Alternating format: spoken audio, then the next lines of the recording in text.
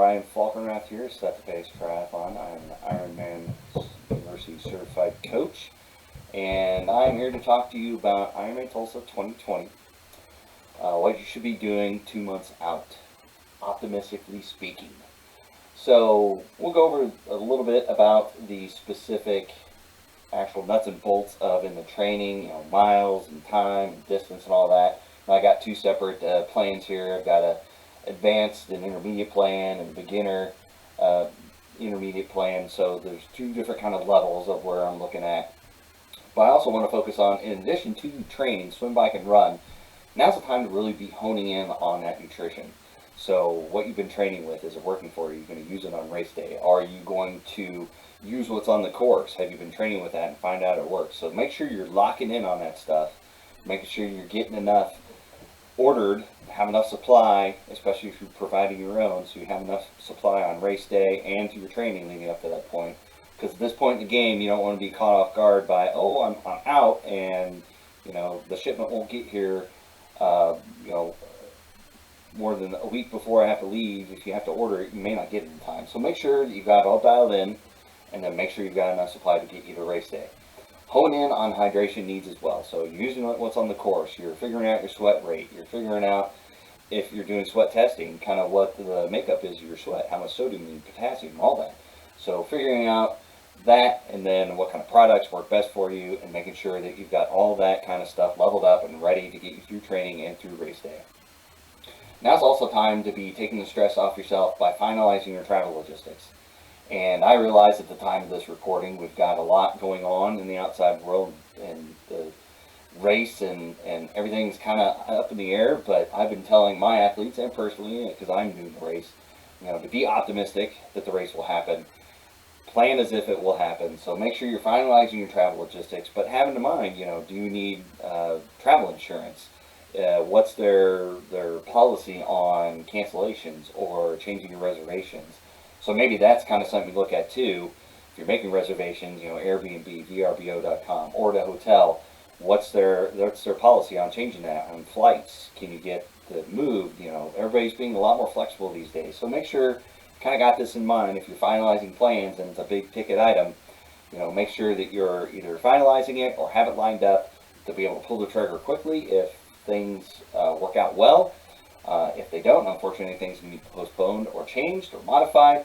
Make sure that you do have options in that regard. Finalize your gear choices. So are you using Zip 808 wheels? Are you going to do with race day wheels? You're going to rent from them? If you have multiple bikes, which bike are you going to use? Which hydration setup on your bike? Which shoes? Which bike shoes? Which helmet? Which wetsuit? Which speed suit? Make sure what clothing you're going to wear on race day. You're going to be a tri-suit, you're going to be a two-piece tri-kit, you're going to do bike clothing for the bike and run clothing for the run. Now's the time to be figuring all this out. Now's not the time to be starting to experiment with different options. Figure out what you're going to use, plan for it, buy it, put it on reserve, whatever you're going to do. Make sure that you're getting all this stuff ready 2 months out from race day. So more specifically with the distances. So I will blow these up in the video so you can see them a little bit better here than on the screen. So starting with the beginner to intermediate plan, I'm looking at about 18 hours at this point in time, so about 10,000 yards of swimming total. Your biggest swims maybe 4,000 yards or meters, so that's kind of interchangeable for me. Yards, meters, depends on the pool size you got to work with. Or if you're in a situation where you don't have access to a pool, you're doing that strength and training regimen, your routine should be lasting about 60 minutes per workout or something like that, for replacing maybe 3 swims a week.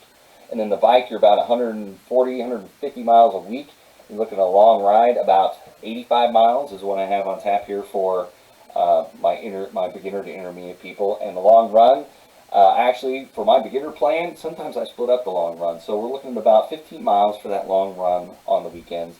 A total about 30 to 40 miles for the week. So that's beginner. And then when you look at more intermediate to advanced athletes, I'm looking at about 19 hours, around the 10,000 K mark for the swims.